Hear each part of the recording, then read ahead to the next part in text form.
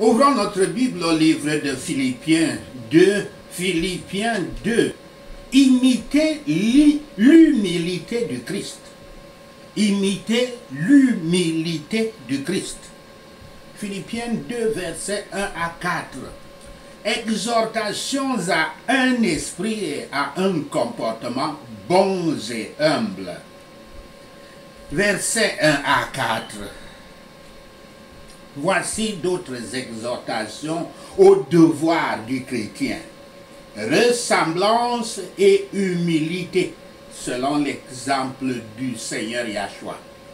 La gentillesse est la loi du royaume du Christ. La leçon de son école. La livrée de sa famille. Plusieurs motifs de l'amour fraternel sont mentionnés. Si vous attendez et expérimentez les avantages des compassions de Yahshua, des compassions de Yahweh, soyez compatissants, soyez compatissants les uns envers les autres. C'est la joie des ministres que de voir des gens partager les mêmes idées. Le Christ est venu pour nous humilier, nous rendre humbles, afin qu'il n'y ait pas un esprit d'orgueil parmi nous. Car notre Père Yahweh hait l'orgueil, Nous devons être sévères envers nos propres fautes. Et c'est ça qui est le plus important. Je le dis encore. Nous devons être très sévères envers nos propres fautes, mais nous ne le ferons pas.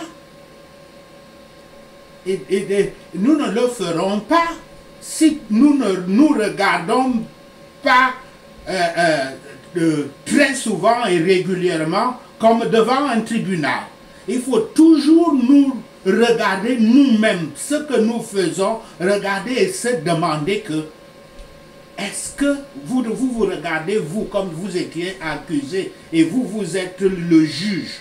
Qui est le juge qui juge suivant les commandements de Yahweh? Donc, vous tenez, vous regardez vous-même de l'autre côté comme l'accusé. Et à chaque acte que vous posez, peut-être très souvent quand vous avez vu les gens se plaindre, mettez-vous et regardez vous-même avec la loi, les commandements de Dieu devant vous, surtout les deux commandements de la loi de Dieu, l'amour envers Dieu et l'amour envers les hommes. Et jugez-vous vous-même, vous serez étonné, très étonné. Et c'est à partir de là que vous allez commencer à prendre sérieusement, vous pourrez commencer à prendre sérieusement votre devoir de brisement pour devenir homme. Donc, nous devons être sévères envers nos propres fautes et prêts à remarquer nos propres défauts.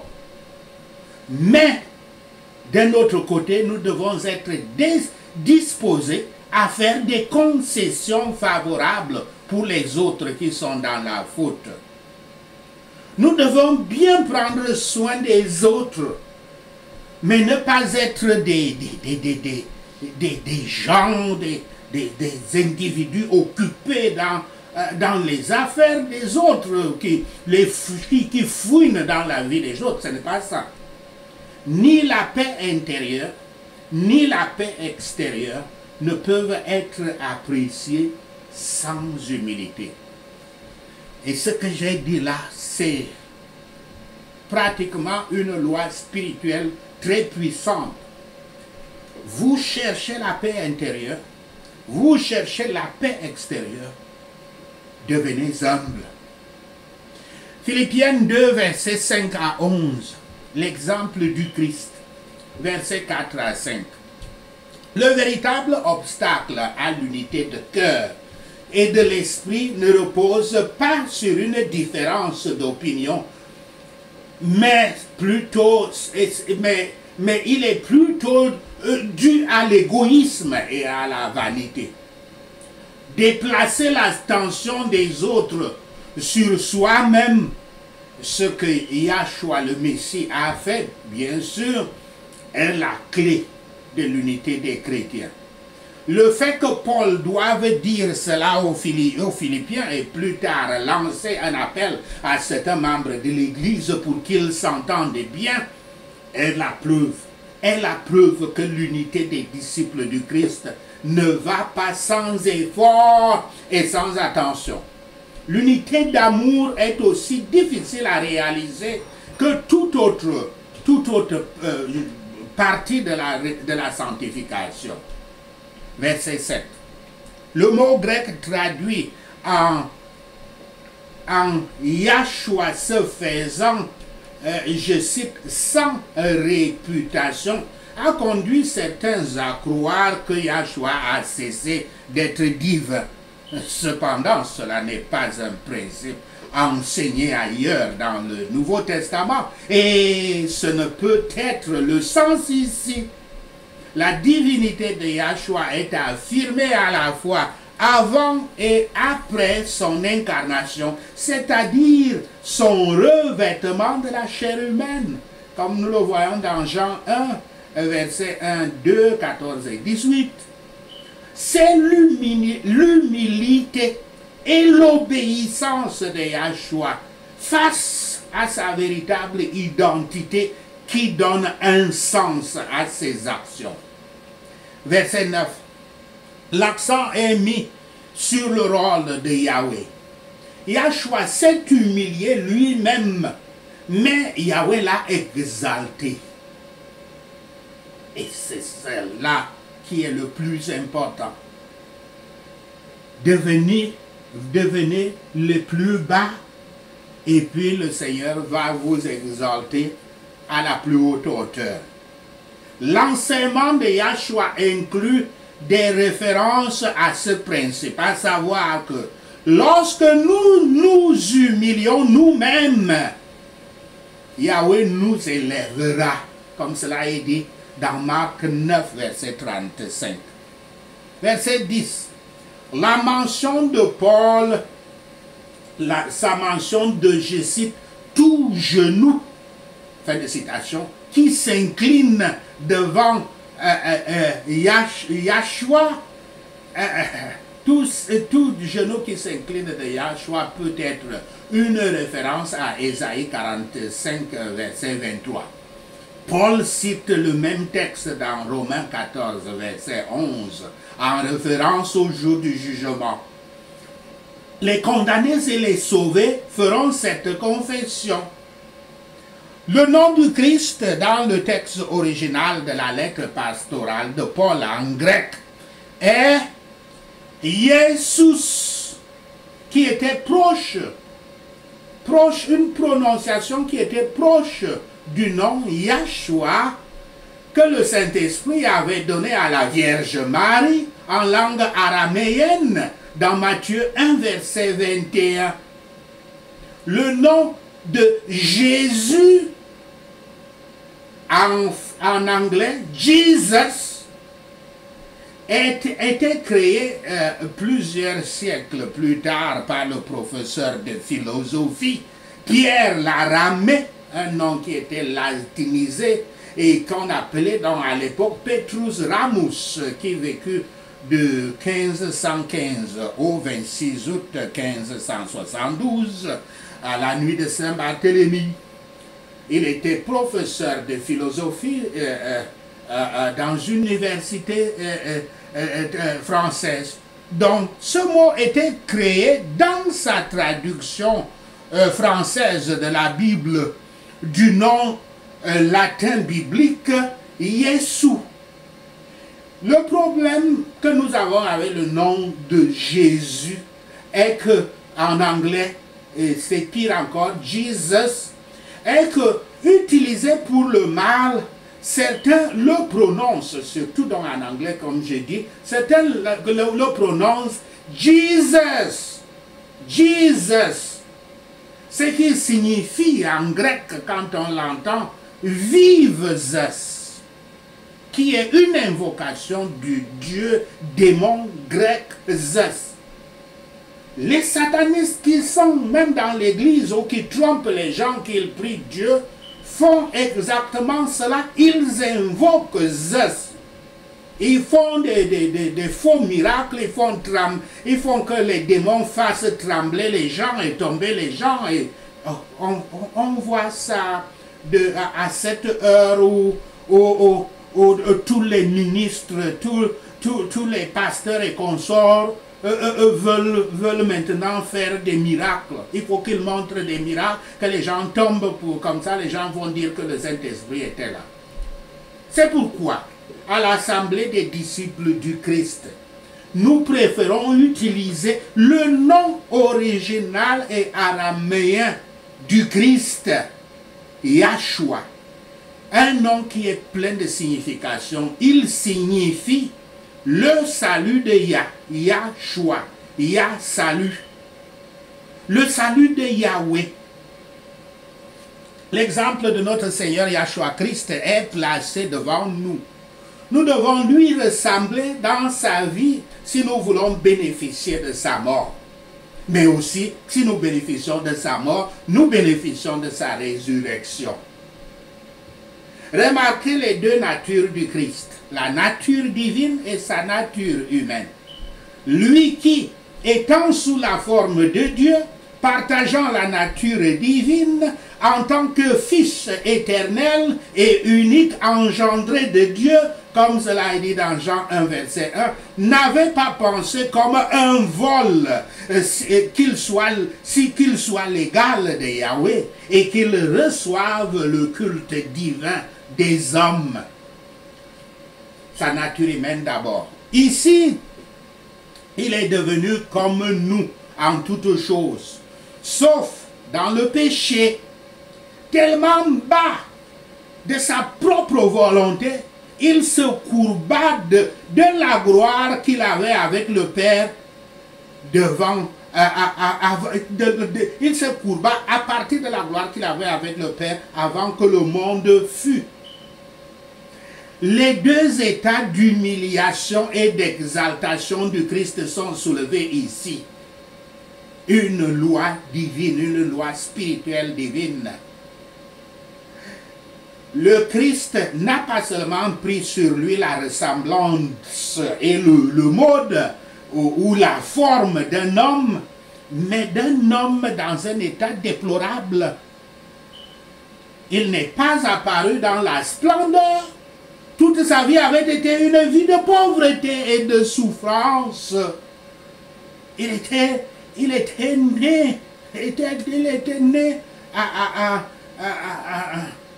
il avait grandi à Jérusalem dans une condition des pauvres enfants qui, comme on les voit en Afrique, qui sont dans des villages abandonnés, où ils subissent toutes les maladies, le paludisme et consorts. C'était la même chose. C'est comme ça que le Christ avait grandi. Il n'avait pas grandi dans un palais. Il avait grandi comme dans un village africain.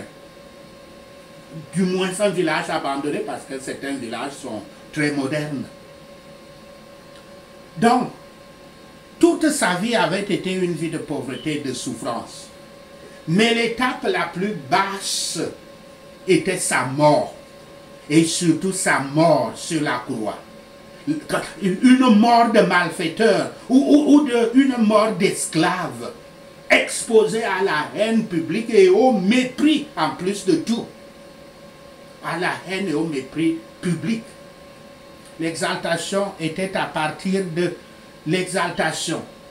Cela était, et quand on dit exaltation dans ce texte, je vais expliquer, je vais dire que j'explique, c'était à partir de sa nature humaine,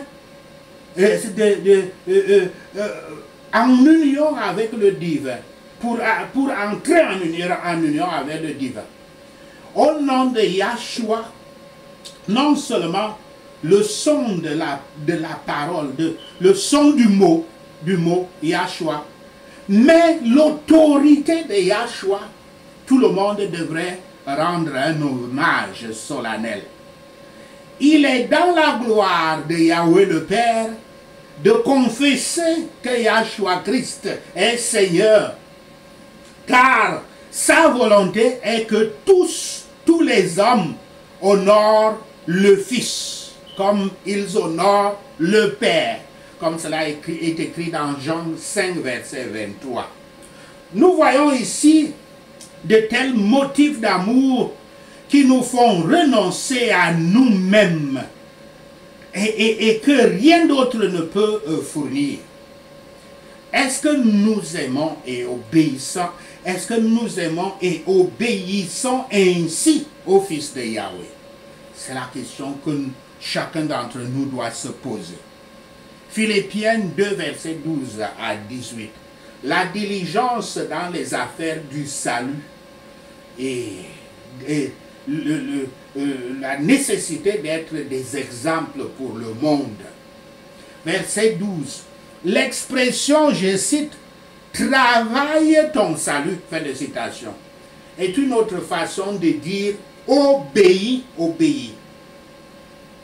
Travailler à son salut, c'est s'appliquer à vivre d'une manière digne de l'évangile du Christ.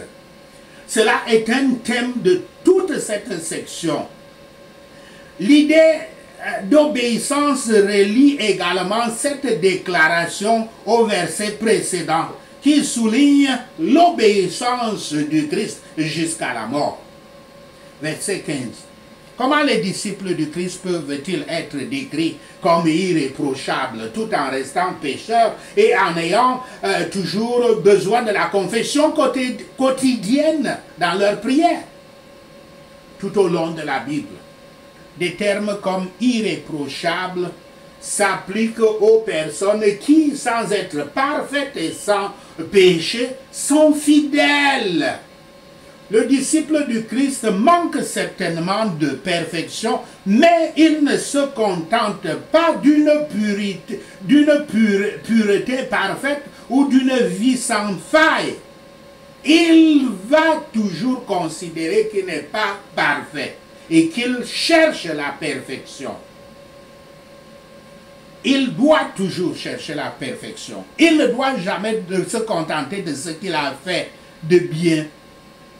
Nous devons faire preuve de diligence dans l'utilisation de tous les moyens qui mènent à notre salut et y persévérer jusqu'au bout.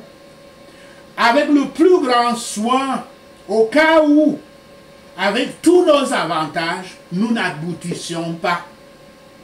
Travaillez votre salut, car c'est Yahweh qui travaille en vous, à travers son esprit. Cela nous encourage à faire tout ce qui est à notre pouvoir, car notre travail ne sera pas vain. Nous devons toujours compter sur la grâce de Yahweh. Verset 17. La mention de ces travaux en leur faveur, de ces œuvres en leur faveur, dans le verset précédent, semble lui avoir suggéré, je parle ici de Paul, semble lui avoir suggéré les souffrances qu'il risquait encore de subir de leur part, surtout avec ce procès qu'il attendait de passer devant l'empereur, l'empereur le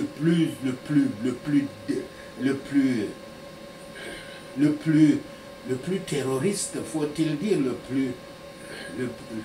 le plus maléfique, le plus incroyant, le plus arrogant, le plus orgueilleux qui puisse arriver, et le plus assassin amoureux du sang des chrétiens.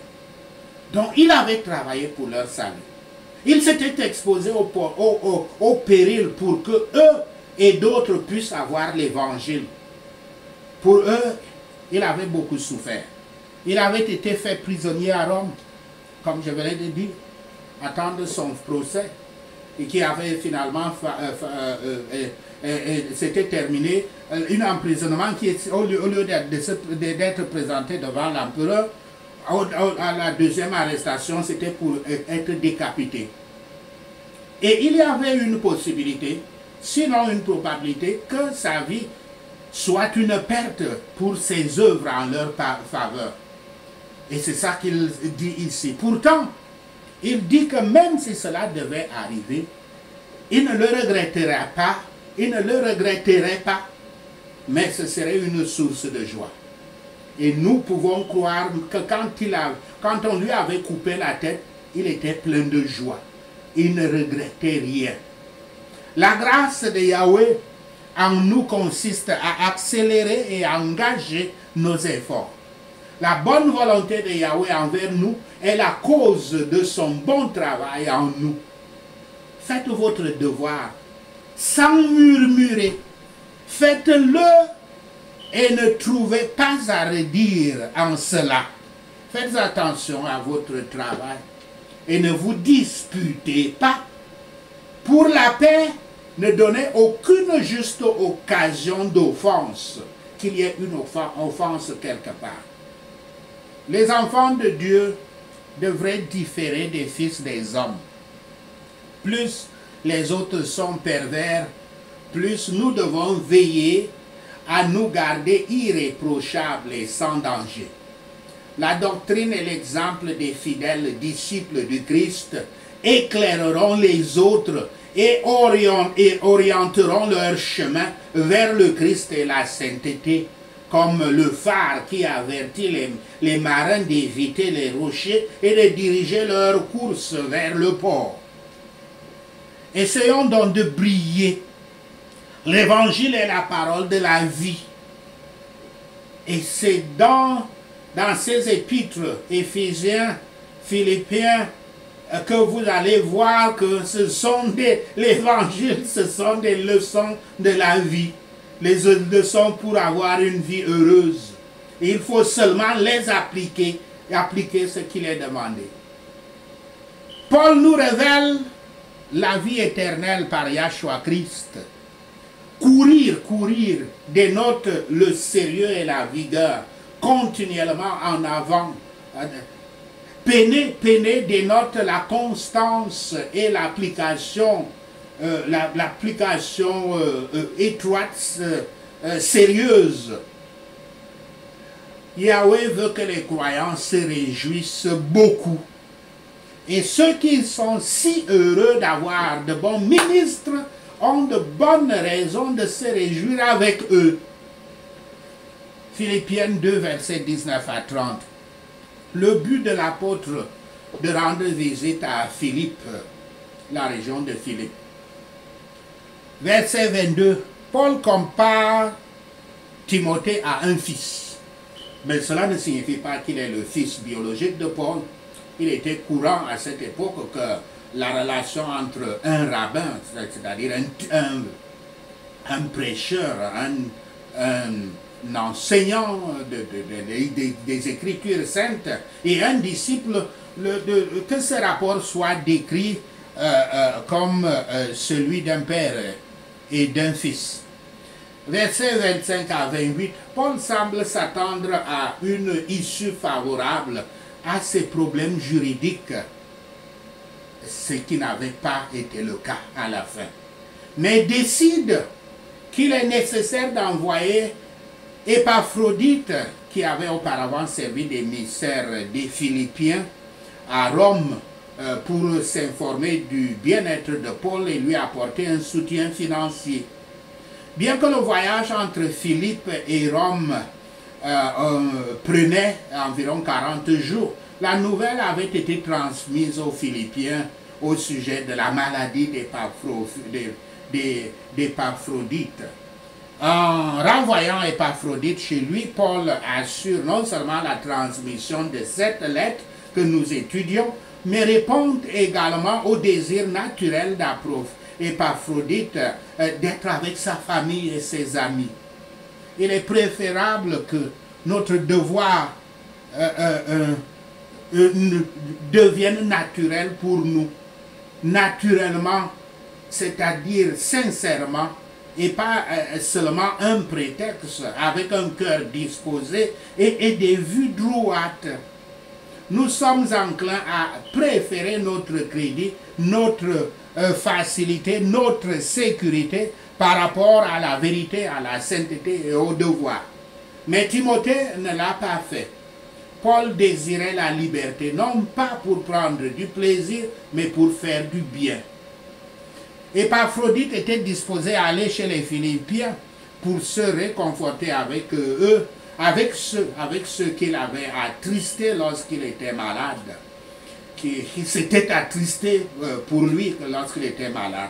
Il semble que sa maladie ait été causée par le travail de Yahweh, le travail pour Yahweh. L'apôtre leur demande de l'aimer davantage pour cela. Il est doublement agréable de voir notre miséricorde restaurée par Dieu après le grand danger de son élimination. Et cela devrait la rendre plus précieuse. Ce qui est donné en réponse à la prière devrait être reçu avec une grande gratitude et une grande joie. Sachez ceci, et le Seigneur Yahweh vous bénira. Prenons ces points de prière, prions. Si nous sommes encouragés par notre union